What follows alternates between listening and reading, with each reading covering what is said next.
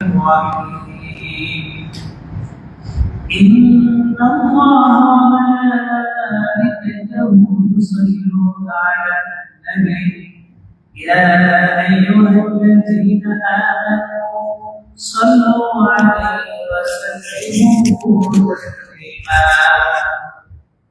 اللهم صل على محمد وعلى آل محمد كما صليت على إبراهيم وعلى آل إبراهيم إنك حميد مجيد اللهم بارك على محمد وعلى آل محمد كما باركت على إبراهيم وعلى آل إبراهيم إنك حميد مجيد محترم হাজরিন, আল্লাহ রাব্বুল আলামিনের শুকরিয়া আদায় করছি।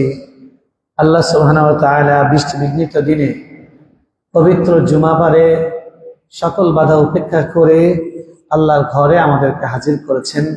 আমরা জুমার সালাতের জন্য আসতে পেরেছি, ফেরেশতাদের কাতারে ফেরেশতাদের সাথে শামিল হতে পেরেছি। সকলে আল্লাহ শুকরিয়া আদায় করি, আলহামদুলিল্লাহ। মোহতারাম হাজরিন, আমরা জানি যে পুরো পৃথিবী এখন নানান রকমের সমস্যা, সংকট, অশান্তির মধ্য দিয়ে যাচ্ছে, কিন্তু সবকিছু উপেক্ষা করে সবকিছু একদিকে ঠেলে সারা বিশ্বকাপ নামের এক বিশ্বকাপে পুরা পৃথিবীর মানুষ মজে আছে। মুসলিম অমুসলিম, বিশ্বাসী অবিশ্বাসী, কাফের মুমিন সকলেই এই বিশ্বকাপের মধ্যে বুঁদ হয়ে আছে, ডুবে আছে।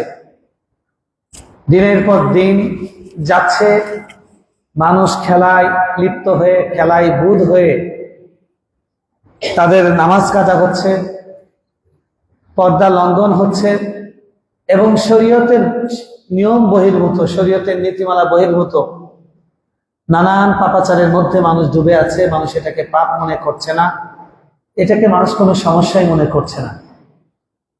প্রত্যেক মুসলমানের কর্তব্য হলো, তিনি যখন যেই কাজ করেন সেই বিষয়ে আল্লাহ কোরআনে কি বলা হয়েছে এবং রাসূলুল্লাহ সাল্লাল্লাহু আলাইহি ওয়াসাল্লাম কি নির্দেশনা দিয়েছেন, ইসলাম এ ব্যাপারে কি বলে, সেই বিষয়ে তার সম্যক অবগতি লাভ করা এবং তার নলেজ অর্জন করা।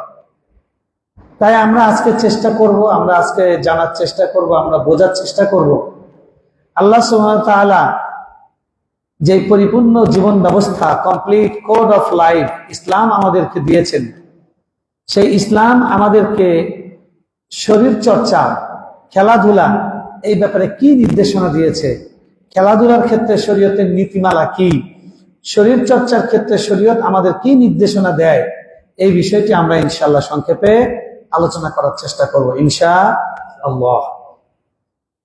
মুহতারাম হাজিরিন, আমরা জানি ইসলাম হলো প্রকৃতির ধর্ম। ইসলামকে বলা হয় দ্বীনুল ফিতরাহ, অর্থাৎ রিলিজিয়াস অফ নেচার, প্রকৃতির ধর্ম।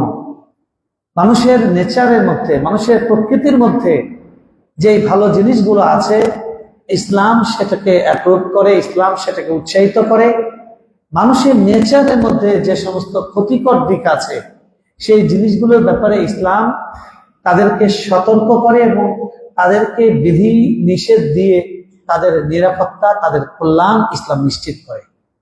এই জন্য ইসলামকে বলা হয় দ্বীনুল ফিতরা, ফিতরতের দ্বীন। মানুষের প্রকৃতি এবং নেচারের মধ্যে এটা আছে যে মানুষ একটু শুধু সবসময় সিরিয়াস থাকতে চায় না। সবসময় মানুষ কর্মব্যস্ত, একদম সিরিয়াস মুডে কাজকর্ম, এরকম ভাবে মানুষ থাকতে পারে না। মানুষের একটু রিল্যাক্স মুড দরকার হয়, মানুষের একটু ফ্লেক্সিবল টাইমের প্রয়োজন হয়, মানুষের একটু চিত্ত বিনোদন এর প্রয়োজন হয়। সেজন্য ইসলাম মানুষকে যেরকম দায়িত্ব দিয়েছে, কোন দায়িত্ব ফরজ, কোন দায়িত্ব ওয়াজিব, কোন দায়িত্ব নফল, কোন দায়িত্ব মুস্তাহাব, আবার এসবের বাইরেও ইসলাম কিছু বিষয়কে রেখেছে মুবাহ, অর্থাৎ যেই কাজটা করলে সওয়াব নেই, যেই কাজটা না করলে গুনাহ নাই এবং করলে কোনো সওয়াবও নেই, সেটা সে চাইলে করতে পারে, সে নাও করতে পারে। এরকম একটা বিষয় হলো মানুষের চিত্ত বিনোদন, মানুষের মনকে প্রফুল্ল করার যে সমস্ত বৈধ আয়োজন আছে সেগুলো। সে কারণে খেলাধুলার কিছু আছে মানুষের চিত্ত বিনোদনের একটা অংশ। ইসলাম সেই জিনিসগুলোকে, সেই ব্যাপারগুলোকে যথাযথ নীতিমালার আলোকে, যতক্ষণ না মানুষের জন্য সেটা ক্ষতির কারণ হয়, ইসলাম সেটাকে অ্যালাউ করে, ইসলাম সেটাকে অ্যাপ্রুভ করে। খেলাধুলার দ্বিতীয় দিক বা যেটার উদ্দেশ্য নয় বিধেয়, সেটা হলো চিত্ত বিনোদন। আর খেলাধুলার মূল উদ্দেশ্য হলো শরীর চর্চা। কি? মানুষ যে ফুটবল খেলে, আমরা গ্রামাঞ্চলে, আমরা ছোটবেলায় স্কুল মাদ্রাসার ছেলে মেয়েরা তারা ফুটবল খেলে কি জন্য খেলে বলেন?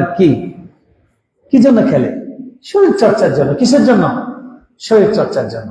শরীর চর্চার ব্যাপারে ইসলাম শুধু অনুমতিই দেয় না, ইসলাম রীতিমতো শরীর চর্চা করতে মানুষকে উদ্বুদ্ধ করে। বলেন সুবহানাল্লাহ।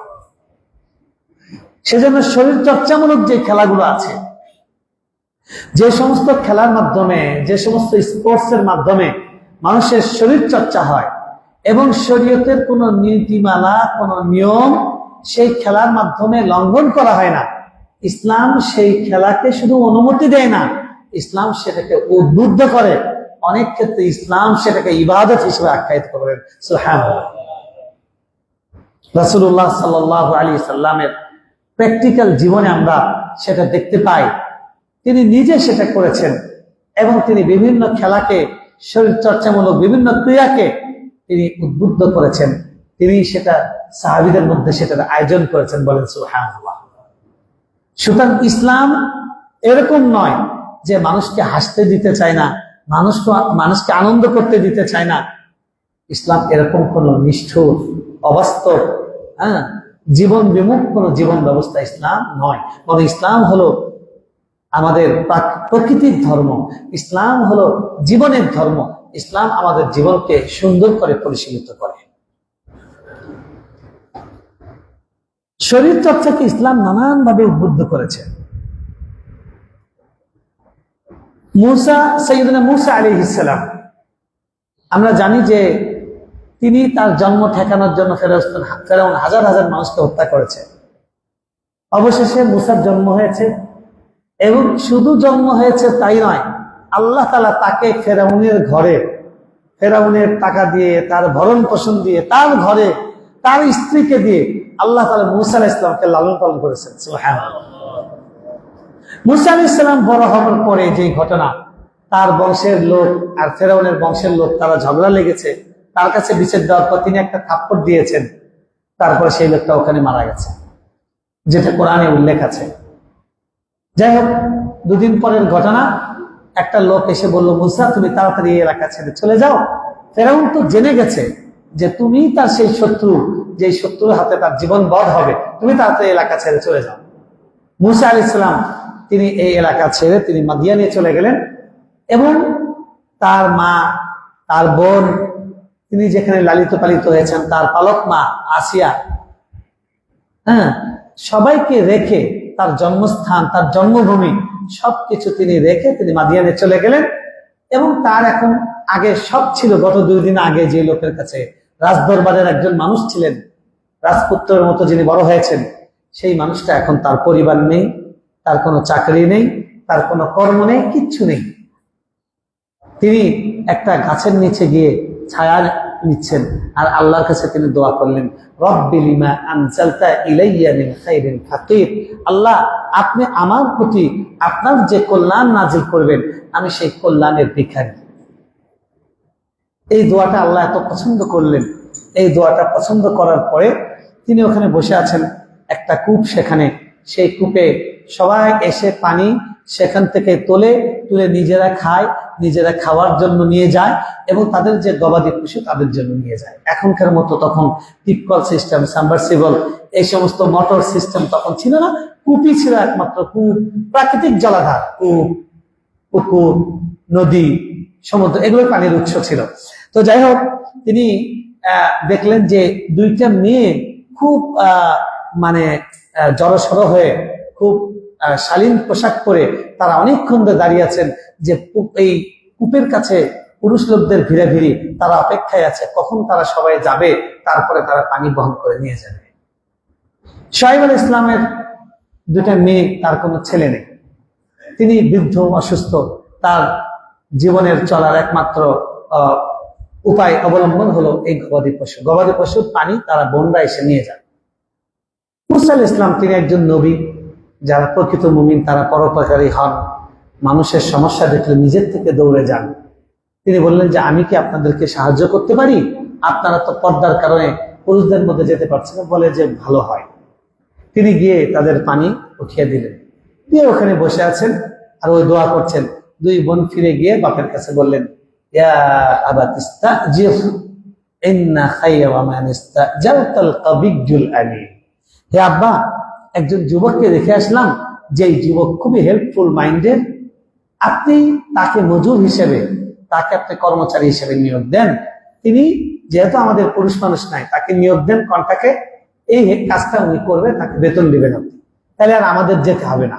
আর আব্বা আপনি জেনে রাখবেন, আপনি যত মানুষকে চাকরির জন্য নিয়োগ দেন তাদের মধ্যে যে শারীরিকভাবে ফিট, কাবি, মজবুত, আর যিনি বিশ্বস্ত, স্কিলফুল, তিনি হলেন পারফেক্ট ব্যক্তি যাকে নিয়োগ দেওয়া উচিত। সুবহানাল্লাহ।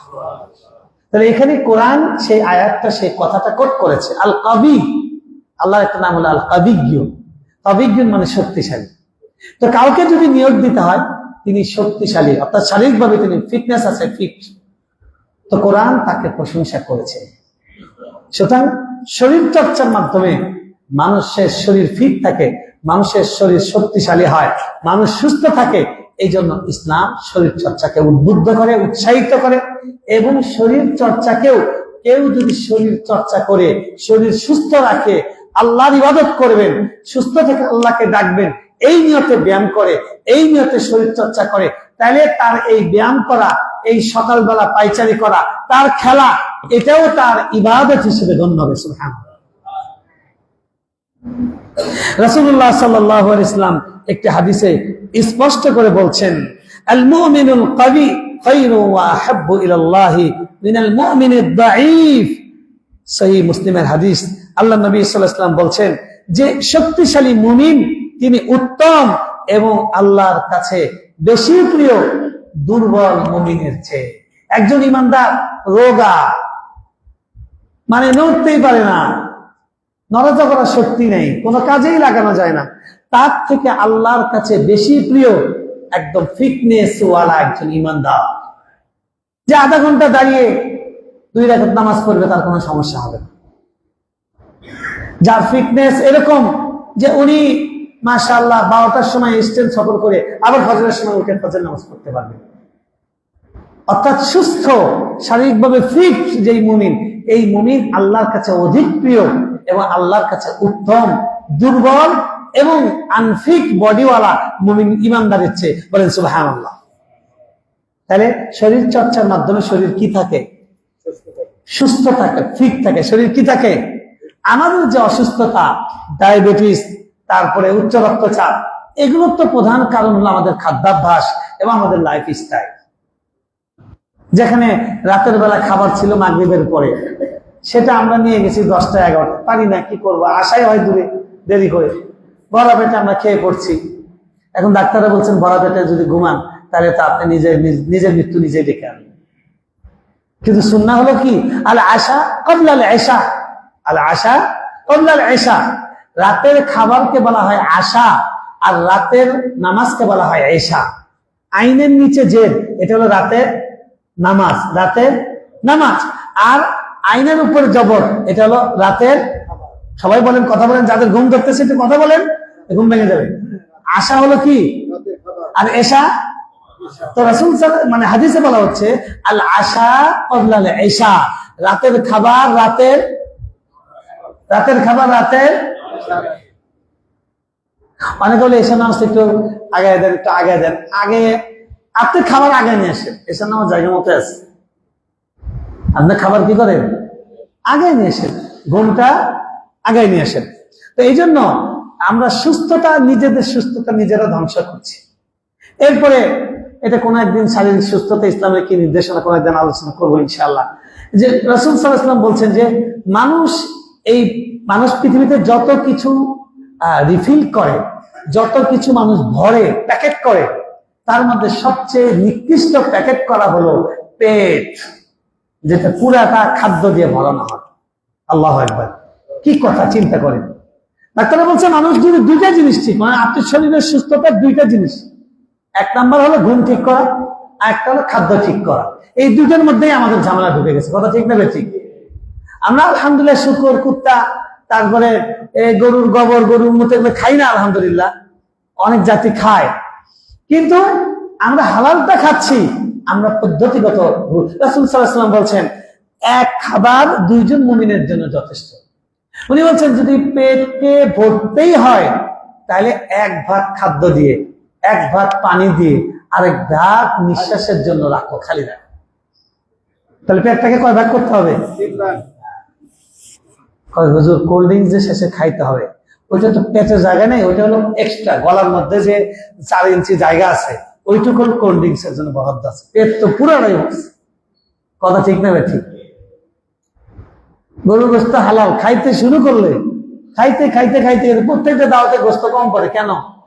খাইতে একটু দেন, গোস্ত অর্ধেক বাটি আছে, বাটি নিয়ে যাও, আবার গোস্ত নিয়ে আসো। বিয়ে বাড়িতে আমি দেখি কাচ্চি বিরিয়ানি পুরাটাই তো গোস্ত দিয়ে, না এর মধ্যে না আরেকটা বাটি নিয়ে আসো, হুজুরের জন্য আরেক বাটি নিয়ে আসো, হুজুরের জন্য আরেক বাটি নিয়ে আসো। বুঝছেন তো ঘটনা? খাই সবাই, দোষটা খালি হুজুরের। যাই হোক, তো এই জন্য সুস্থতার জন্য আমাদের খাদ্যাভ্যাস, আমাদের ঘুম, নিদ্রা, এগুলো চেঞ্জ করা দরকার। আমরা পারছি না, চেষ্টা করা দরকার। বিশেষ করে যাদের সুযোগ আছে, যাদের রিজিকের জন্য এত রাত পর্যন্ত দৌড়াতে হয় না বা কর্মব্যস্ততা কম, চেষ্টা করেন আগে আগে শুয়ে যাওয়ার জন্য এবং খাদ্যটাকে নিয়ন্ত্রণ করার জন্য। আল্লাহ আমাদের তৌফিক দান করেন। মোট কথা হলো যে কোরআনের আয়াত থেকে দেখলাম যে বলা হচ্ছে সবচেয়ে ভালো ব্যক্তি যাকে নিয়োগ দেওয়া উচিত তিনি হলেন কবি। আল্লাহ হলেন কবি, আর রাসূল সাল্লাল্লাহু আলাইহি ওয়াসাল্লাম বলছেন আল্লাহর কাছে প্রিয় হলো আল মুমিনুল কবি, দুর্বল মুমিনের থেকে ওই কবি শক্তিশালী, সামর্থ্যবান, ফিটনেস সম্পন্ন, 6 প্যাক বডি, সুঠাম দেহি, সুস্থ, সক্ষম, সবল, এই মুমিন আল্লাহর কাছে অধিক। সুতরাং বোঝা গেল ইসলাম কি চায়। ইসলাম আমাদেরকে বলে না যে তুমি সারাদিন উপর হয়ে জিকির করো, মসজিদের মধ্যে বসে থাকো, আর এমন ভাবে মাথা নিচু করে হাঁটো যে কোমরটা বাঁকা হয়ে গেছে, পুজো হয়ে গেছে জোয়ান খেলে। ওমর রাদিয়াল্লাহু তাআলা আনহু দেখলেন এক যুবক এরকম কোমর নিচু করে হাঁটতেছে। সমস্যা কি? কই না, মাথা নিচু করে হাঁটতেছি, বুজুর্গে রাখার জায়গা পাও না, চাবুক দিয়ে পিটাবো। তুমি যুবক মানুষ মিয়া, তুমি বুক টান করে হাঁটবা, পরিশ্রম করবা, কাজ করবা, নামাজ পড়বা, আল্লাহর হক আদায় করবা, স্ত্রীর হক, পরিবারের হক, রাষ্ট্রের হক, ইসলামের হক আদায় করবা। তুমি এরকম নড়তে পারে না, আছে কি নাই? এরকম বুজুর্গে হয় না যে ঠ্যাঙ্গার পা নিয়ে চলতে পারে না। বোঝা গেছে না কথাটা? আল্লাহর কাছে প্রিয় হলো শক্তিশালী, সামর্থ্যবান। সুতরাং ইসলাম চায় মানুষ শরীর চর্চা করুক, মানুষ সুস্থ থাকুক, মানুষ ফিট থাকুক, শারীরিক ভাবে মানুষ কি থাকুক, ফিট থাকুক। ইসলাম এটা চায়। তাহলে ইসলাম হলো শরীর চর্চার পক্ষে। বলেন ইসলাম কিসের পক্ষে? ইসলাম কিসের পক্ষে? কিন্তু শরীর চর্চার খেলা, এখন কি আর শুধু খেলাই আছে? বলেন না। তাই বিশ্বকাপ শুরু হওয়ার পর থেকে বাংলাদেশে গত জুমায় বলেছিলাম 8 জন, এই মধ্যে আরো 4 জন মারা গেছে। এ পর্যন্ত পাওয়া তথ্য মতে 12 জন মানুষ মানে শহীদে বিশ্বকাপ, নাউজুবিল্লাহ। ব্রাজিল আর্জেন্টিনার জন্য জীবন দিয়ে দিচ্ছে। ব্রাজিল আর্জেন্টিনার জন্য কি করে দিয়েছে? যে আর্জেন্টিনার প্রেসিডেন্ট বলতেছেন এই পৃথিবীতে সবচেয়ে বড় জায়নিস্ট প্রেসিডেন্ট হলাম আমি। কারণ আর্জেন্টিনা অনেক বড় দেশ। জায়নিস্ট কারা চেনেন? ইহুদিদের মধ্যে তো কিছু ভালো মন্দ তারতম্য আছে। ইহুদিদের মধ্যে সবচেয়ে উগ্র, এগ্রেসিভ, যাদের উদ্দেশ্য মুসলমানদেরকে নিশ্চিহ্ন করা, এবং তারা আবার মদিনায় যাবে, মদিনায় যে ইহুদিদেরকে রাসূল সাল্লাল্লাহু আলাইহি ওয়াসাল্লাম বের করে দিয়েছেন দখল করবে এবং পুরো আরব ভূখণ্ড দখল করবে। এই যাদের স্বপ্ন, যেরকম বিজেপির আরএসএস, তাদের যে সন্ত্রাসী বাহিনী আছে, যেটার সদস্য হলো মোদি, কসাই মোদি, এই ঠিক ওই রকম একটা উগ্র সংগঠন হলো জায়নিস্টরা। এই সে বলতেছে যে আমি হলাম পৃথিবীর সবচেয়ে বড় জায়নিস্ট প্রেসিডেন্ট।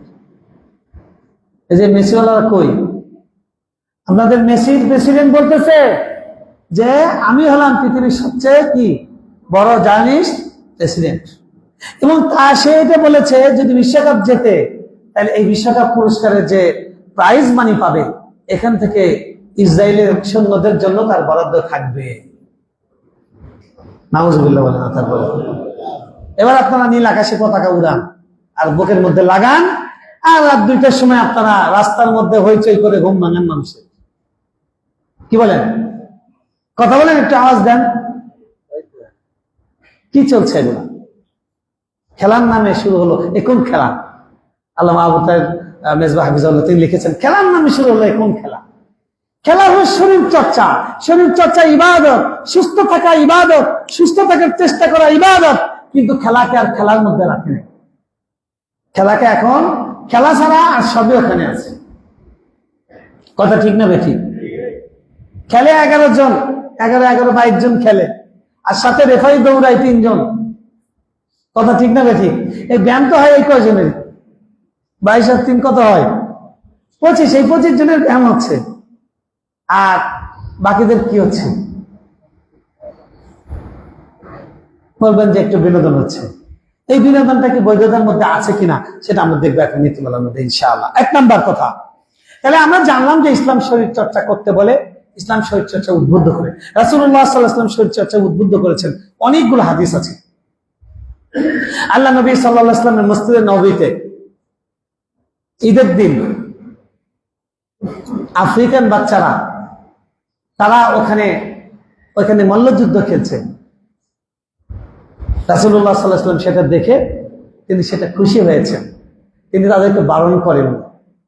তারা এরকম মল্লযুদ্ধ খেলছে, রাসূলুল্লাহ সাল্লাল্লাহু আলাইহি ওয়াসাল্লামের স্ত্রী আম্মাজান আয়েশা সিদ্দিকা রাদিয়াল্লাহু তাআলা আনহা তিনি একটু দেখতে চাচ্ছেন উকি মেরে, চারদিক থেকে পুরুষরা ঘিরে ধরেছে, তো তিনি এরকম দেখতে পাচ্ছেন না, ছোট মানুষ, তিনি মাথা উঁচু করে দেখতে চাচ্ছেন। রাসূলুল্লাহ সাল্লাল্লাহু আলাইহি ওয়াসাল্লাম বলেন, খেলা দেখবা, আসো আমার সাথে আসো। তিনি ওখানে গেলেন, গিয়ে তিনি এরকম করে দাঁড়ালেন, তার পেছনে তাকে দাঁড় করিয়ে দিলেন, দিয়ে একটা কাঁধ এরকম নিচু করে দিলেন যে আমার কাঁধের উপর দিয়ে তুমি দেখো, তোমাকে কেউ দেখতে পারবে না, কিন্তু তুমি বাচ্চাদের খেলা দেখতে পারবে, বাচ্চাদের খেলা দেখতে পারবে।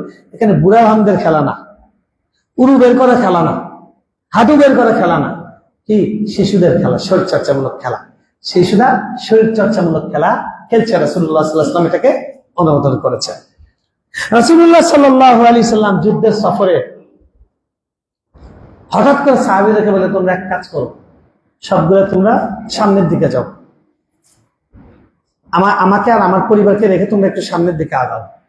তারা একটু সামনের দিকে চলে গেলেন, যখন একটু চোখের আড়াল হলো, রাসূলুল্লাহ সাল্লাল্লাহু আলাইহি ওয়াসাল্লাম আয়েশা সিদ্দিকা রাদিয়াল্লাহু তাআলা আনহাকে বললেন, নাও তো দৌড় দিই, দেখি কে আগে যাইতে পারে, তুমি না আগে, তুমি না আমি। বললেন না সুবহানাল্লাহ? রাসূলুল্লাহ সাল্লাল্লাহু আলাইহি ওয়াসাল্লাম কি দিচ্ছেন? দৌড় প্রতিযোগিতা দিচ্ছেন। কি দিচ্ছেন? কথা বলেন। কি প্রতিযোগিতা দিচ্ছেন? তাও আবার কার সাথে? বলেন না, কার সাথে? নিজের স্ত্রীর সাথে। কার সাথে? কোন হুজুর যদি বউরে নিয়ে দৌড় দেয়, ফেসবুকে স্ট্যাটাস দিবে, আমাদের হুজুরের মাথা গেছে, হুজুর গেছে, এরকম নাটবুট দৌড়া হুজুর তো জীবনও দেখিনি, এটা কি জিনিস? বউয়ের সাথে দৌড়ে, নাউজুবিল্লাহি মিন যালিক। নাউজুবিল্লাহ কাজের না, নাউজুবিল্লাহ আপনার আমার অজ্ঞতা, মূর্খতা। কথা ঠিক না ঠিক? কথা ঠিক না ঠিক? তো রাসূলুল্লাহ সাল্লাল্লাহু আলাইহি ওয়াসাল্লাম স্ত্রীর সাথে কি প্রতিযোগিতা দিলেন? দৌড় প্রতিযোগিতা দিলেন। আল্লাহ নবী সাল্লাল্লাহু আলাইহি ওয়াসাল্লামের বয়স তো বেশি, ওনার 50 পার হয়ে গেছে, তো ওনার তো শরীর ভারী হয়ে গেছে। আম্মা জান আয়েশা রাদিয়াল্লাহু তাআলা পাতলা শরীর, কি শরীর, এক দৌড় দিচ্ছেন, নবীজির রেখে অনেক দূর চলে গেছে। তো পরে উনি হাসতেছেন, ইয়া রাসূলুল্লাহ সাল্লাল্লাহু আলাইহি ওয়াসাল্লাম, আমি আপনাকে আজকে দৌড় প্রতিযোগিতায় হারিয়ে দিলাম। রাসূলুল্লাহ সাল্লাল্লাহু আলাইহি ওয়াসাল্লাম হাসতেন, হ্যাঁ হ্যাঁ, আমি আজকে হেরেই গেলাম, আমি আজকে হেরেই গেলাম। তারপরে আবার কয়েক বছর পরে এবার আয়েশা রাদিয়াল্লাহু তাআলা আনহার একটু বয়স হয়েছে, এবার ওনার স্বাস্থ্য হয়েছে, এখন উনি মানে হৃষ্টপুষ্ট হয়ে গেছেন। আবার আরেকটা যুদ্ধ থেকে আসার সময় সেম একই দৃশ্য, উনি বললেন তোমরা একটু সামনের দিকে আগাও। আয়েশা, না আজ আবার হবে দৌড়, দাও দৌড় দাও, দেখি কে আগে যেতে পারে। সুবহানাল্লাহ বলবেন না? হ্যাঁ, বললেন দৌড় দাও, দৌড় দিলেন। এবার আয়েশা রাদিয়াল্লাহু তাআলা আনহার আগে রাসূলুল্লাহ সাল্লাল্লাহু আলাইহি ওয়াসাল্লাম সামনে চলে গেলেন। সুবহানাল্লাহ। রাসূলুল্লাহ সাল্লাল্লাহু আলাইহি ওয়াসাল্লাম বলেন, আজকে প্রতিশোধ দিলাম, আজকে আমি জয়ী হলাম, আমি হলাম নবী, সব দিক দিয়ে আমি নাম্বার 1। আল্লাহু আকবার। তাহলে দৌড় প্রতিযোগিতা, এটার উদ্দেশ্য হলো একটা নির্দোষ বিনোদন। কি বিনোদন? নির্দোষ বিনোদন, যেটা স্বামী স্ত্রীর দাম্পত্য জীবনের আনন্দকে, প্রফুল্লতাকে বাড়িয়ে দেবে, নিজেদের মধ্যে সুন্দর রসায়ন তৈরি করবে, সেটা এটা শরীর, এটা হলো কি চিত্ত বিনোদন, সুস্থ বিনোদন। একই সঙ্গে শরীর চর্চার একটা অনুমতি। এটার থেকে বোঝা গেল যে দৌড় প্রতিযোগিতা যদি দেয় বাচ্চাদের মধ্যে, আমরা স্কুলগুলোতে দেখি বিস্কুট দৌড়, এটার উদ্দেশ্য কি? এটার উদ্দেশ্য হলো বাচ্চারা যেন দৌড়াতে পারে। আপনার আমার নাদুস নুদুস বাচ্চাগুলো, এখনকার ফার্মের মুরগিগুলা তো দৌড়াইতে পারে না, সিঁড়ির থেকে উইটা জিভে একটা বের হয়ে আসে, কথা ঠিক না ভাই? ঠিক। আমরা যে এই যে মাত্র 2টা সিঁড়ি ভেঙে দোতলায় আসি, ফ্যান চলে তাও হয় না, এসিও লাগে, জান বের হয়ে যায়। নামাজের মধ্যে পেছন থেকে ঠাস ঠাস ঠাস ঠাস সুইচ বাড়ি দিতে থাকে, মানে গরম লাগছে, এসি দিয়ে হচ্ছে না, ওনার মাথার উপরে একটা ফ্যান সেট করতে চাচ্ছে। একটু 2টা মিনিট গরম সহ্য করলে একটু পরে দেখবেন যে ঠান্ডা হয়ে গেছে, শরীরটা ঠান্ডা হয়ে গেছে। কথা ঠিক না ভাই? ঠিক। দুর্বল ফিটনেস। আমাদের ফিটনেস কি দুর্বল? আমাদের ফিটনেস কি? কারণ রাসূলুল্লাহ সাল্লাল্লাহু আলাইহি ওয়াসাল্লাম আমাদের যে ঘুমের নীতি দিয়েছেন, স্বাস্থ্যের যে নীতি দিয়েছেন, খাদ্যের যে নিয়ম দিয়েছেন, আমরা সেগুলো ভেঙে ফেলেছি। কথা ঠিক না বেটি? আমরা সেগুলো ভেঙে ফেলেছি। যাই হোক, তাই সব মিলে বোঝা গেল ইসলাম শরীর চর্চার পক্ষে, কিন্তু শরীর চর্চার জন্য খেলাধুলা যেটা, ইসলাম সেই খেলাধুলাকে বৈধতা দেয়, সেটাতে উদ্বুদ্ধ করে, সেটাকে ইবাদত হিসেবে আখ্যায়িত করে। অনেক ঘটনা আছে, সময় নেই, বলতে পারবো না। রুকানা রাদিয়াল্লাহু তাআলা আনহু, তিনি আরবের একজন প্রখ্যাত মল্লযোদ্ধা। আরবের একজন প্রখ্যাত কি মল্লযোদ্ধা? মল্লযুদ্ধ বোঝেন তো? কুস্তি আর কি, কুস্তি। কুস্তি এই যে ফালায় দেয়, যে জব্বারের বলি খেলা চিটাগাঙ্গে হয়, কুস্তি। সেই উনি রুকানা রাদিয়াল্লাহু তাআলা আনহু, তিনি বিখ্যাত একজন, রুকানা ইবনে ইয়াজিদ, তিনি বিখ্যাত একজন মল্লযোদ্ধা। তাকে কখনো কেউ মল্লযুদ্ধে হারাতে পারে নাই। তিনি সাহাবীদেরকে বলেন, শোন, ইসলাম আমি গ্রহণ করতাম না, তাদের নবী যদি আমার সাথে কুস্তিতে লড়াই করে যদি আমাকে হারাইতে পারে, তাহলে আমি ইসলাম গ্রহণ করবো। বলেন সুবহানাল্লাহ। নবীজি কিন্তু স্ত্রীও হারাই দিলেন, বুঝছেন তো? আর হারা চলবে না কোনো দিক দিয়ে। ইসলামপন্থী যারা, আমাদেরকে এরকম স্কিল অর্জন করতে হবে, যোগ্যতা অর্জন করতে হবে, আমরা কোনো দিক দিয়ে হারবো না, সব দিক দিয়ে আমরা নাম্বার 1 থাকবো ইনশাআল্লাহ। তো রাসূলুল্লাহ সাল্লাল্লাহু আলাইহি ওয়াসাল্লাম বললেন, তাই নাকি? তিনি বললেন, ওখানে আসো, তোমার সাথে আমি মল্লযুদ্ধ করব। তো রাসূলুল্লাহ সাল্লাল্লাহু আলাইহি ওয়াসাল্লাম মল্লযুদ্ধে প্রবৃত্ত হলেন, নেমে গেলেন। সবাই দেখছে, সাহাবায়ে কেরাম, শত শত সাহাবায়ে কেরাম, সবার চোখের সামনে আল্লাহ রাসূল সাল্লাল্লাহু আলাইহি ওয়াসাল্লাম এরকম করে তার ধরে একদম তুলে একদম ধাবাস করে ফালাই দিয়েছেন।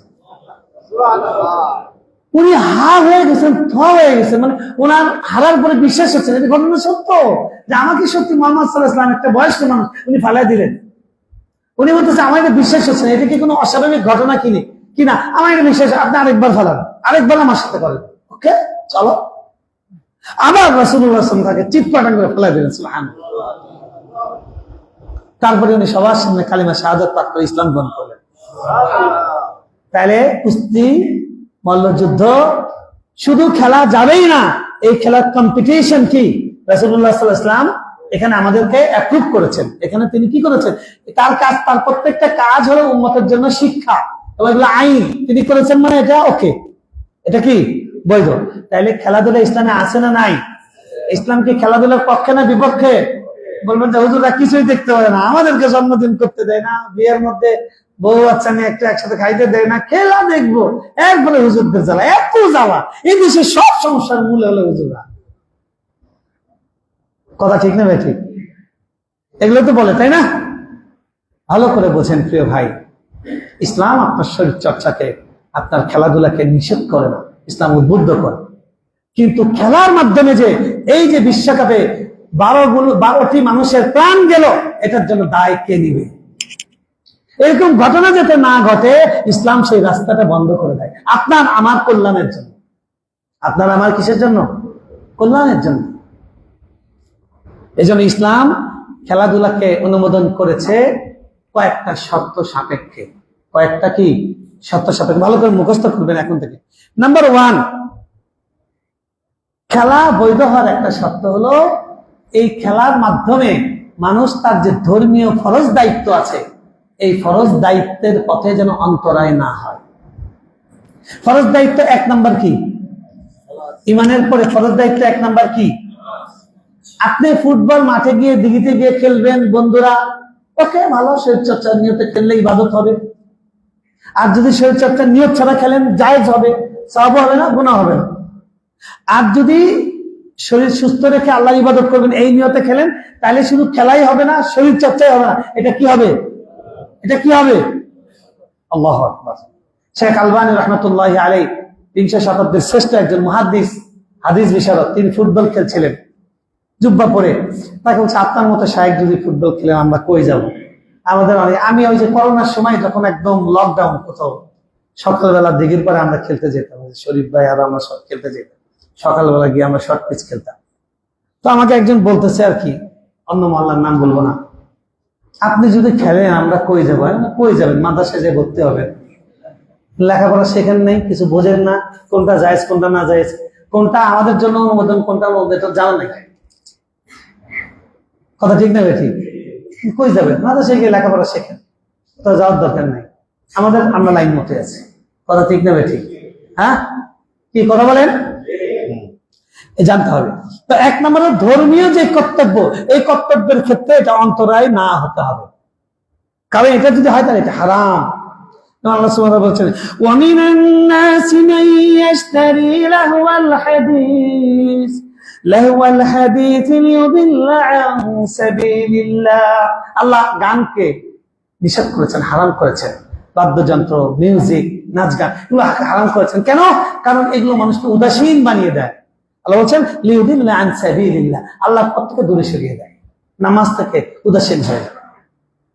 ইয়া আইয়ুহাল্লাযীনা আমানু লা তুলহিকুম আমওয়ালুকুম ওয়ালা আওলাদুকুম আন যিকরিল্লাহ। তোমাদের সন্তান, তোমাদের সম্পদ, তোমাদের ব্যবসা বাণিজ্য, তোমাদের পারিবারিক দায়িত্ব, এগুলো যেন আল্লাহর জিকির থেকে তোমাদের ক্ষেত্রে বাধা হতে না পারে।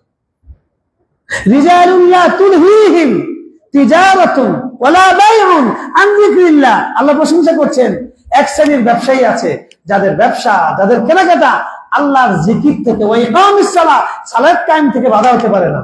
সুবহানাল্লাহ। তো কারো ব্যবসা যদি এরকম হয়, ওই ব্যবসা করার কারণে নামাজ পড়তে পারে না, ব্যবসা হালাল কিন্তু নামাজ পড়তে পারে না, এখানে ব্যবসা হারাম হয়ে যায়।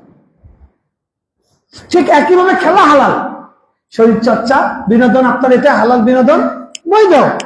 কিন্তু যদি আপনার নামাজে বাধা হয়ে দাঁড়ায়, তাহলে আপনার জন্য এটা কি হালাল না হারাম? হারাম। এবার বলেন, আশুরা রোজা যে আমরা রাখলাম, বৃহস্পতিবার দিন দিবাগত রাত সাহারি খেয়ে 10 মুহররম গেছে, এবার কি বারে? কি বারে? ওই দিন রাতে খেলা ছিল, আমার মনে আছে। ওই দিন অনেকেই ফেসবুকে পোস্ট দিয়েছেন যে আজকে অনেকে সাহারির জন্য উঠেছেন, আর ভোর 4টায় অনেকে খেলার জন্য উঠেছেন। সাহারিও খান নাই, ফজরেও পড়েন নাই। এই মুসলমানের জন্য এই খেলাটা, এটা কি খেলা না এটা নেশা? এটা কি বৈধ না অবৈধ? বলেন, আপনারা বলেন। তাহলে খেলা বৈধ হওয়ার জন্য, শরীর চর্চা বৈধ হওয়ার জন্য 1 নাম্বার শর্ত হলো এই শরীর চর্চা, খেলা, এটা আপনাকে ধর্মীয় ফরজ কর্তব্য থেকে আপনার ক্ষেত্রে অন্তরায় না হতে হবে। খেলা দেখার জন্য মাদ্রাসা থেকে পালায় যাওয়া, খেলা দেখার জন্য স্কুলে যায় না, খেলা দেখার জন্য, আমার ভাগ্নে পালিয়ে গেছে গত সপ্তাহে, আমার বোন বলতেছে কি একটা অবস্থা, পরে খুঁজে পায় না, দেখে যে বড় পর্দায় খেলা দেখতেছে, ওখানে খেলা দেখছে, খেলা তাহলে এখন এটা জায়েজ হবে? বলেন, কথা বলেন। তাহলে এটা 1 নাম্বার নিয়ম। তাহলে বৈধ খেলা বৈধ হওয়ার জন্য, শরীর চর্চা বৈধ হওয়ার জন্য 1 নাম্বার শর্ত কি? সেটা কি না হতে হবে বলেন? বলেন, ফরজ দায়িত্ব পালনে বাধা না হইতে হবে। বলেন আমার সাথে বলেন, 1 নাম্বার শর্ত কি? ফরজ দায়িত্ব পালনে বাধা। যেই লোক 3টার সময় খেলার জামাতে শরীক হইতে পারে, ফজরের জামাতে শরীক হইতে পারে না, উনি হালাল কাজ করছেন না হারাম কাজ? উনি হালাল কাজ করেন না হারাম কাজ? উনি যদি গাজী সাহেব হয়, উনি যদি হাজী সাহেব হয়, উনি যদি দাড়িওয়ালা হয়, উনি যদি জুব্বাওয়ালা হয়, ঘটনা বুঝতে পারছেন নি? হ্যাঁ, তাহলে 1 নম্বর শর্ত। 2 নম্বর শর্ত, শরীয়তের যে মহৎ লক্ষ্য, ইসলাম যে আল্লাহ দিয়েছেন পৃথিবীতে, মানুষকে দুনিয়াতে পাঠিয়েছেন এমনি এমনি আদম চাষ করার জন্য? আল্লাহ আমাদেরকে দুনিয়াতে কেন পাঠিয়েছেন? কথা বলেন, কথা বলেন। হ্যাঁ, এসিগুলো বন্ধ করে দেওয়া দরকার, এত আরামের ঘুম, বাপ রে বাপ। আওয়াজ দেন সবাই, আল্লাহ আমাদেরকে কেন সৃষ্টি করেছেন? কেন? وَمَا خَلَقْتُ الْجِنَّ وَالْإِنسَ إِلَّا لِيَعْبُدُونَ। আমি মানুষ এবং জিনকে সৃষ্টি করেছি আমার গোলামি করার জন্য। কি করার জন্য? আল্লাহর কি করার জন্য? এখন আপনি যদি খেলার মধ্যে এমন ভাবে ডুবে যান যে আপনি যে আল্লাহর গোলাম, এটা না, এটা শেষ, মাথার থেকে গেছে চিরতরে। সারাদিন Messi Messi Messi Messi Messi না মাসি, তোর মগজের মধ্যে তো মাসি ঢুকছে। কথা ঠিক না ঠিক? Neymar Neymar Neymar Neymar Neymar সারাদিন জিকির করতেছে। কথা ঠিক না ঠিক? আছে না নাই? এই কয়দিনে যে কয়বার নেইমার আর মেসি জিকির করছে, অনেক আল্লাহর গোলাম আছে, আল্লাহর দেওয়া নিঃশ্বাস নেয়, আল্লাহর দেওয়া অক্সিজেন গ্রহণ করে, আল্লাহর দেওয়া ঠোঁট দিয়ে, আল্লাহর দেওয়া মুখ দিয়ে আল্লাহর নাম অতবার নেয়নি, যতবার তার প্রিয় তথাকথিত তারকের নাম নিয়েছে। কথা ঠিক না বেটি? হারাম না হারাম? তাহলে 2 নম্বর, খেলা বৈধ হওয়ার শর্ত 2 নম্বর, আপনার আমাকে সৃষ্টির যে মূল উদ্দেশ্য সেই জায়গা থেকে বিচ্যুত হওয়া যাবে না। আল্লাহ তাআলা বলেছেন, আল্লাযী খালাকাল মাউতা ওয়াল হায়াতা লিয়াবলুয়াকুম আইয়ুকুম আহসানু আমালা। আল্লাহ বলছেন যে তিনি মৃত্যু এবং জীবনকে সৃষ্টি করেছেন পরীক্ষা করার জন্য, কে তোমাদের মধ্যে কর্মের দিক থেকে ভালো, কর্মের দিক থেকে ভালো। খেলা দেখতেছে এমন ভাবে, জোরে পেশাব লাগছে, ওটা আটকায় রাখছে, যায় না। যখন বিরতি, মধ্যাহ্ন বিরতি দিবে তখন যাবে। যদি 2 মিনিট ছুটে যায় গুনাহ হইতে পারে। এরকম কি সিরিয়াস দর্শক, কথা ঠিক না বেটি? আর ওই চান্দু মসজিদে আসতে পারে না। কথা ঠিক না বেটি? তাহলে এটা খেলা আছে না জুয়া, নেশা? অসুস্থতা, এটা অসুস্থতা।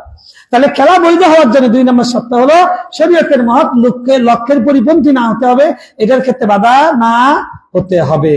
অনেক উদাহরণ আছে, অনেক উদাহরণ আছে, সেগুলো যাওয়া যাবে না। আচ্ছা যাক, আচ্ছা তাহলে 2 নম্বর। 3 নম্বর শর্ত হলো খেলা বৈধ হওয়ার জন্য যে ওই খেলার পোশাক, ওই খেলার ড্রেস, এটা সতর্কে উন্মুক্তকারী না হতে হবে।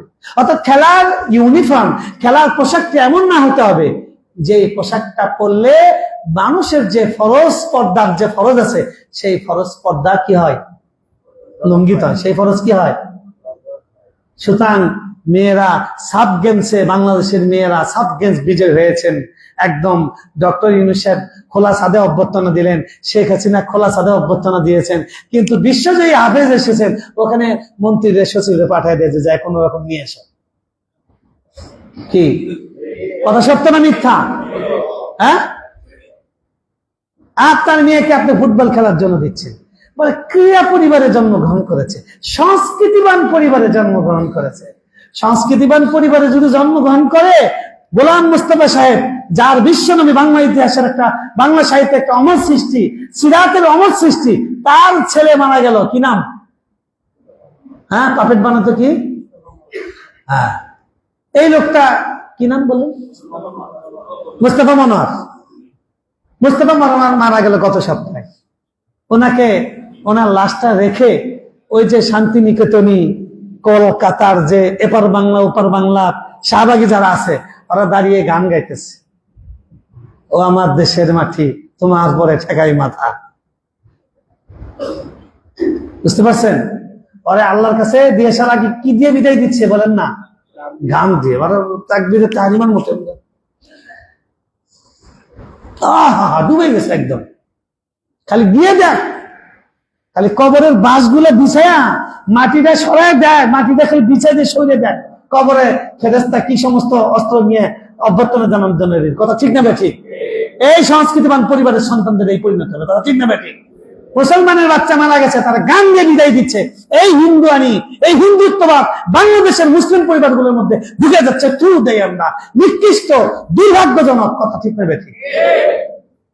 ওসিয়ত করবেন, মারা গেলে দেরি না করে তাড়াতাড়ি কবর দেওয়া, সুন্নত তরিকায় সমস্ত কার্যক্রম করা। প্রত্যেকে যার যার পরিবারের মধ্যে ওসিয়ত করবেন। করেছেন কেউ ওসিয়ত? ওসিয়ত করেছেন? আপনাদেরকে ওসিয়তের উপরে আলোচনা করে ওসিয়তনামার দামি দিয়েছিলাম, আপনারা অনেকেই সে তখন পূরণ করেছেন, ভুলেও তো গেছেন মনে। ওসিয়তনামা আপডেট করতে হবে। আমার ল্যাপটপের মধ্যে আমার ওসিয়তনামা লেখা আছে। রাসূল সাল্লাল্লাহু আলাইহি ওয়াসাল্লাম বলছেন, কারো যদি আজকের রাত ওসিয়তনামা ছাড়া কোন রকম যায়, আগামীকালকে রাত যেন ওসিয়তনামা ছাড়া না যায়। ওসিয়তনামা লেখা থাকতে হবে, আপনার মৃত্যুর পরে যেন গুনার কাজ না হয়। যাই হোক, তাহলে 3 নম্বর সতর আবৃত রাখা এবং যৌন সুরসুরিমূলক না হওয়া। মেয়েরা যে কোনো খেলা খেলবে, ওইটা কোনো পোশাক লাগবে না, ওর খেলা মানেই হলো এটা কি পরেরটা হালাল না হারাম, হালাল না হারাম। এজন্য খুবই প্রগতিশীল হয়ে গেছেন। মেয়েরে ব্যাডমিন্টন কিনে দিয়েছেন, মেয়ে একদম দাপট দুপুর করে ব্যাডমিন্টন খেলতেছেন। আপনি আমার ফেসবুকে দেন যে আমার মেয়ে তো এবার সাব গেমসে অংশ নিচ্ছে। জাহান্নামের সাব গেমসে আপনার জন্য সিট রেখে দিচ্ছে, টিকিট কাটা হয়ে গেছে। কথা ঠিক না ঠিক?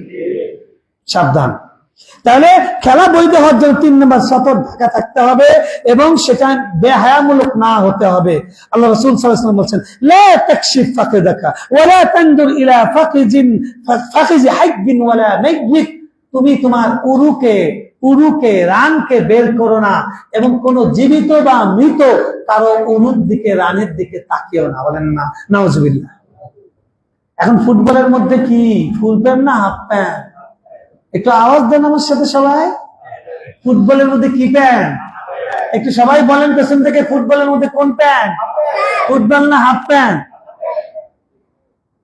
ভালো, এটাই ভালো উত্তর যে জানি না হাফ প্যান্ট না ফুটবল। যাই হোক, ফুটবলে বিশ্বকাপ ফুটবলে বা বড় বড় ইভেন্টগুলোতে মুসলিম দেশগুলো তারা বড় মোজা পরে, হাঁটুটা আবৃত করে মোজা দিয়ে, কিন্তু মোজা আর ওই হাফ প্যান্টের মাঝখানে 4 ইঞ্চির মতো 6 ইঞ্চির মতো জায়গা মোটামুটি থাকে আর কি, বোঝা যায় আর কি, কালো না সাদা। কথা ঠিক না ঠিক? তাহলে কি তাকানো হালাল হবে না হারাম হবে? এটা আওয়াজ দেন। হারাম। এবার বাড়ির উপর একটা পতাকা এখন জুমার নামাজ পড়ে গিয়ে লাগান। আচ্ছা, আরো অনেক হাদিস আছে, অনেক আয়াত আছে, বলতে পারতেছি না, সময় শেষ। 4 নম্বর সত্য, জীবনের জন্য ঝুঁকিপূর্ণ না হওয়া। খেলতে পারবেন, খেলার উদ্দেশ্য শরীর চর্চা, শরীর চর্চার উদ্দেশ্য সুস্থ থাকা, সুস্থ থাকার উদ্দেশ্য এই সুস্থ দেহ নিয়ে কার ইবাদত করা? আল্লাহর ইবাদত। কার ইবাদত করা? নাকি ফিটনেস মানুষকে দেখে বেড়ানো? হ্যাঁ, ফিটনেস মানুষকে দেখানো এটা উদ্দেশ্য না। এই দূরতম উদ্দেশ্যের কারণে আপনার শরীর চর্চা, আপনার ব্যায়াম, আপনার খেলাধুলা, স্পোর্টস, এটা আপনার ইবাদতে পরিণত হবে। কিন্তু 4 নম্বর শর্ত, ওই খেলাটা আপনার জীবনের জন্য ঝুঁকিপূর্ণ না হতে হবে। এখন ফর্মুলা 1 যে হয়, কার রেস, মাইকেল শুমাখার, জার্মানির বিখ্যাত, তিনি 7 বার পুরো পৃথিবীর মধ্যে নাম্বার 1 হয়েছেন। এই ভদ্রলোক কোমায় আছেন, 1995 সালের পর থেকে এখন পর্যন্ত কোমায়, অ্যাক্সিডেন্ট করে তার মাথায়। এমন খেলা বৈধ নয়, হারাম, যেই খেলায় গেলে খামোখা মানুষের জীবন ঝুঁকিতে পড়ে। খামোখা মানুষের জীবন কিসে পড়ে? ঝুঁকিতে পড়ে। আপনি ওই যে কতজন খেলে না, সাপের সাথে খেলে, তারপরে দড়ির উপর দিয়ে হেঁটে যায়, আছে না নাই? এগুলো ফাজলামি, এগুলো কি হারাম, এগুলো কি? তো খেলা, এমন খেলা খেলা যাবে না যে খেলার মধ্যে কিসে আছে? জীবনের ঝুঁকি আছে। আল্লাহ বলছেন, বলে তুলকবি আইদিকুম ইলা তাহলুকা, তোমরা তোমাদের হাত দিয়ে তোমরা নিজেরা নিজেদেরকে ধ্বংসে নিক্ষেপ করো না। আল্লাহ রাসূল সাল্লাল্লাহু আলাইহি ওয়াসাল্লাম একটা হাদিসে বলছেন, লা দারারা ওয়ালা দিরারা, ইসলামে নিজের ক্ষতি করার অনুমতি নাই, অন্যের ক্ষতি করারও অনুমতি নাই। ক্ষতি করব না, ক্ষতিগ্রস্ত হব না। ইসলামের নীতি কি? ক্ষতি করব না, ক্ষতিগ্রস্ত হব না। তাহলে 4 নম্বর শর্ত হলো আপনার জীবনের জন্য জীবনঘাতী সেটা না হতে হবে, তাহলে খেলার অনুমতি আছে। 5 নম্বর, হারাম উপার্জন মুক্ত হওয়া। খেলাটা খেলবেন, শরীর চর্চা করবেন, কিন্তু এটা হারাম কামার একটা মাধ্যম বানানো যাবে না। খেলা হচ্ছে ইন্ডিয়ায় IPL, আর এখানে হাসান লেনের চার দোকানে বসে বসে এই বলে ছক্কা মারবে, এই বলে উইকেট ফেলাবে, 5,000, ওকে 2,000। এই ব্যাককল জুয়ারু এখানে দোকানে বসে থেকে কি খেলতেছে? জুয়া খেলতেছে। কি খেলতেছে বলেন? তাহলে খেলা হচ্ছে কোথায়? আর ওখানে কি খেলতেছে? ও খেলে ক্রিকেট, আর কি খেলে? হালাল না হারাম? হালাল না হারাম? ক্রিকেট বৈধ, ক্রিকেট কি বৈধ, কিন্তু সাথে যোগ হয়েছে কি অবৈধ। এটার কারণে কি হয়ে গেছে? আপনি ভাত ভাত ভালো, আপনি তরকারি ভালো খাচ্ছেন, কিন্তু ওর মধ্যে একটা যদি এমন উপাদান দেওয়া হয় যেটা আপনার জন্য, শরীরের জন্য ক্ষতিকর, তাহলে আপনার সেটা স্বাস্থ্যকর খাদ্য থাকবে না। একই খাদ্য একজনের জন্য ভালো, একজন ডায়াবেটিস আছে তার জন্য মিষ্টি আইটেম, এটা তার জন্য জীবনঘাতী, কিন্তু অন্যের জন্য সমস্যা নেই। তাহলে জিনিসটা ভালো, কিন্তু অন্যের কারণে এটা কি হয়ে যাবে? মন্দ হয়ে যাবে। তাহলে 5 নম্বর শর্ত হলো হারাম উপার্জন মুক্ত হতে হবে। আল্লাহ সুবহানাহু ওয়া তাআলা কোরআনে বলেছেন, ইয়া আইয়ুহাল্লাযীনা আমানু ইন্নামাল খামরু ওয়াল মাইসিরু ওয়াল আনসাবু ওয়াল আজলাম রিজসুম মিন আমালিশ শাইতান। এগুলো জুয়া, এগুলো হলো তোমার নাপাক, এগুলো হলো শয়তানের কাজ। জুয়া খেলা কার কাজ? কার কাজ? আমার ওই দিন একজন বলতেছে, হুজুর আপনাকে নিয়ে চার দোকানে অনেক সমালোচনা হয়। কি সমালোচনা? করুক, অসুবিধা নেই, কিছু তো একটা কাজ করতে হবে, কিন্তু কাজ নাই। তো বলতেছে এই যে আপনি যে জুয়া টুয়া এগুলোর বিরুদ্ধে বলেন, তো এগুলোর সমালোচনা। আমি বললাম আলহামদুলিল্লাহ, তাহলে তো কাজ হচ্ছে।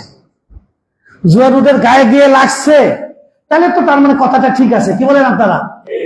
জুয়ারিদের কানে যদি বাতাস না যায়, তাহলে জুয়ার বিরুদ্ধে বলে কি লাভ হলো? কথা ঠিক না ঠিক? নেশাখোর যারা আছে, নেশার বিরুদ্ধে বলে যদি তাদের না লাগে, তাহলে ওই বক্তব্যের কি দাম থাকলো? কথা ঠিক না ঠিক?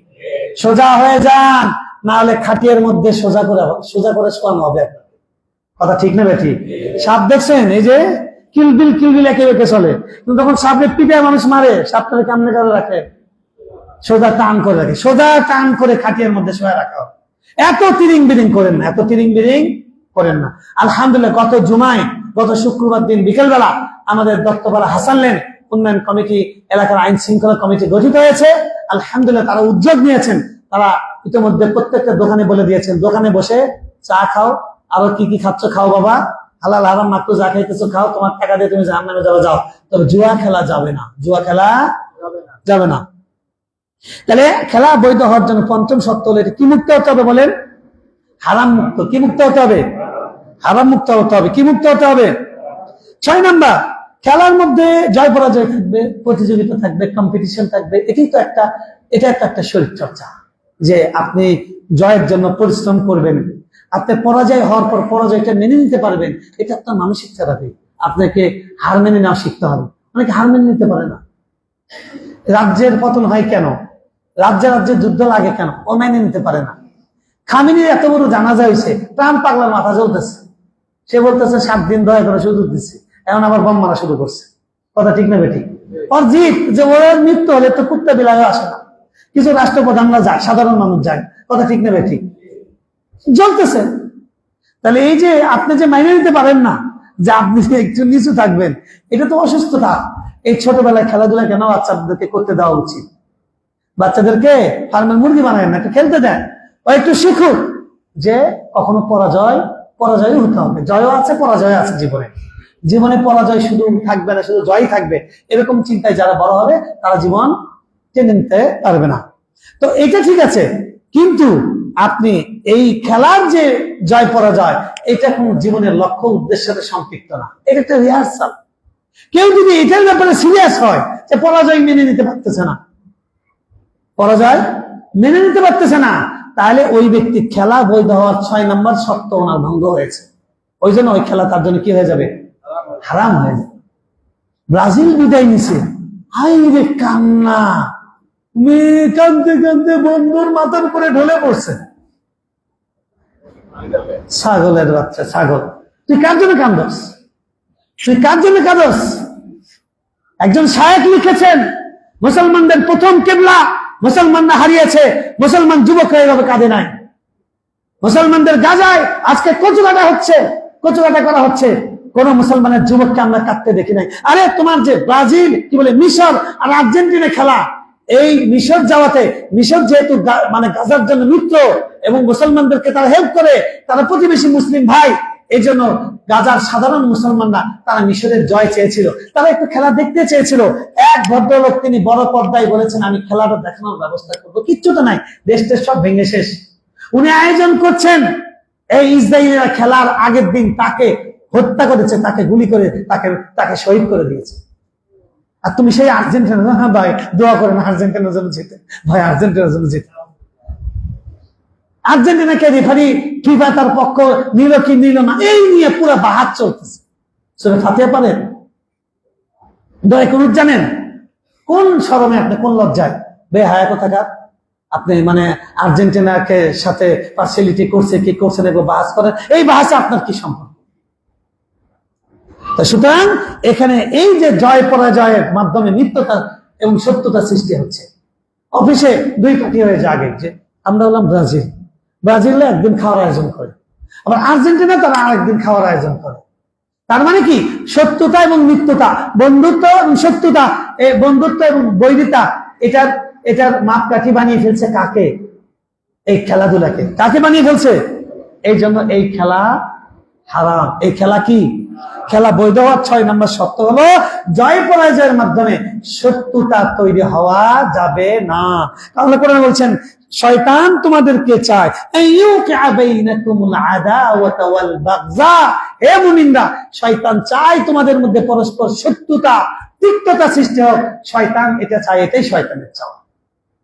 তো যারা খেলাকে কেন্দ্র করে এরকম একদম দুই দল দুই গ্রুপ হয়ে যায়, তারা হলো শয়তানের সেই খেলাটাকেই এগিয়ে নিচ্ছেন, শয়তানের চাওয়াটাকেই পূর্ণ করছে। তাহলে আমরা মোট পেলাম ৬টা সত্য। ৬টা সত্য যদি হয়, আপনার আল্লাহর ইবাদত থেকে, ফরজ ইবাদত থেকে খেলা যদি আপনাকে উদাসীন না করে, আপনাকে যে জন্য সৃষ্টি করা হয়েছে এই লক্ষ্যকে যদি ভুলিয়ে না দেয়, আপনার শরীরের জন্য সেটা জীবনঘাতী যেন না হয়, এবং আপনার জন্য কি বলে সেটার মধ্যে যদি জুয়া হারাম কোনো উপাদান না থাকে, এবং সেটা যদি আপনাদের পরস্পরের শত্রুতা সৃষ্টি না করে, তাহলে এই ধরনের খেলা, এর মধ্যে ক্রিকেট আছে, ফুটবল আছে, ব্যাডমিন্টন আছে, ভলিবল আছে, এগুলো সব শরীর চর্চা, এগুলো নিজে বৈধ যতক্ষণ পর্যন্ত অবৈধ জিনিস তার মধ্যে অ্যাড না করা হবে। আর এর বাইরে যেগুলোর শরীর চর্চাও নাই কিন্তু হারাম কিছু আছে, সেই খেলা জায়েজ নেই, সেটা হলো কি? হারাম। সেই খেলা কি? হারাম। কিছু খেলা রাসূলুল্লাহ সাল্লাল্লাহু আলাইহি ওয়াসাল্লাম উদ্বুদ্ধ করেছেন, যেমন আমরা কয়েকটা উদাহরণ ইতিমধ্যে দিয়ে দিয়েছি। রাসূলুল্লাহ সাল্লাল্লাহু আলাইহি ওয়াসাল্লাম মল্লযুদ্ধ করেছেন, দৌড় প্রতিযোগিতা দিয়েছেন, তীরন্দাজি।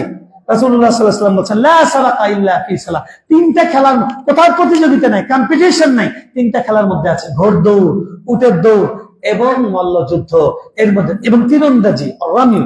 এবং তিনি বলেছেন আলা ইন্নাল কুওয়াতা আর-রামিউ, শক্তি হলো তীর নিক্ষেপ করা, কত দূরে নিক্ষেপ করতে পারেন। এখন সেই খেলা হবে ড্রোন দিয়ে, এখন সেই খেলা হবে কি দিয়ে? ড্রোন বানানো। আমাদের মাননীয় প্রধানমন্ত্রী তিনি উদ্যোগ নিয়েছেন যে বাংলাদেশে তুরস্কের সাথে চুক্তি করে বাংলাদেশে ড্রোন ফ্যাক্টরি হবে। সবাই বলেন আলহামদুলিল্লাহ, ধন্যবাদ জানাই। গত 2 সপ্তাহে আমাদের বাংলাদেশ সরকারের তাদের যে চেষ্টা, তাদের যে অভিমুখ, তাদের যে কার্যক্রম খুবই প্রশংসনীয়। আমাদের দেখে ভালো লাগছে যে ভারত দাদাদের দাদাগিরিকে পেছনে ফেলে চীন, পাকিস্তান এবং তুরস্ক, এই 3টা দেশের সাথে বাংলাদেশ মিত্রতার দিকে এগিয়ে যাচ্ছে। আমরা দোয়া করি আল্লাহ সুবহানাহু ওয়া তাআলা এই সমস্ত পরাশক্তি থেকে, বিশেষ করে মুসলিম শক্তিগুলো থেকে অস্ত্র, সামরিক সরঞ্জাম বাংলাদেশে তৈরি করে আমাদের এই স্বাধীনতার সার্বভৌমত্বের জন্য বাংলাদেশকেও স্বাবলম্বী করার তৌফিক আল্লাহ তাআলা দান করেন। ভাইরা আমার, আমরা যে আলোচনাগুলো এতক্ষণ পর্যন্ত শুনলাম, এই আলোচনা থেকে এটাই বুঝলাম যে আমাদেরকে ক্ষণিকের জীবনে সৃষ্টি করা হয়েছে। আমরা যে একটা খেলবো, এই খেলার মধ্যেও যেন আখিরাতের একটা লাভ থাকে, বেনিফিট থাকে। আখিরাতের বেনিফিট থাকে। যে শেখ আলবানীর মতো যে উনি ফুটবল খেলছেন, উনি বলছেন যে আমি খেলছি আতাকাওয়া বিহি ইলাল ইবাদা, আমি খেলছি, আমি এই শরীর দিয়ে আল্লাহর ইবাদত করার শক্তি অর্জন করতে চাচ্ছি। তাই যুবকরা, তোমরা ফুটবল খেলো, তোমরা ফজরের পরে ঘুমাও কেন? যাও। আরেকটা খেলা, সেটা খুবই ইসলাম উদ্বুদ্ধ করেছে, সেটা হচ্ছে সাঁতার প্রতিযোগিতা। কি প্রতিযোগিতা? সন্তানদেরকে, আপনাদের বাচ্চারা কিশোর থাকতে তাদেরকে সাঁতার শেখান, সাইকেল চালানো শেখান, হুন্ডা চালানো শেখান। কখন লাগে পুরুষ মানুষ, এগুলো লাগবে, যে কোনো সময় লাগবে। দেশের চারদিকে বন্যার পদধ্বনি শোনা যাচ্ছে, এরকম কখন কার সাঁতারের প্রয়োজন হয় জীবন বাঁচানোর জন্য ঠিক নাই।